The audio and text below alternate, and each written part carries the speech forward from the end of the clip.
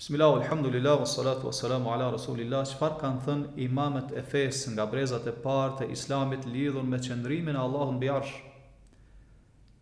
Të gjitha fjalët e tyre janë unanime se Allahu subhanahu wa taala qëndron mbi arshin e tij dhe kanë thënë se istiwaja, pra qëndrimi i Allahut mbi arsh, është ghayru majhul, është diçka e mirënjohur. Mirpo ka thënë el kayfu ghayru ma'qul, mirpo mënyra se si qëndron Allahu mbi arsh, kjo është e pa perceptueshme nga mendjet e njerëzve.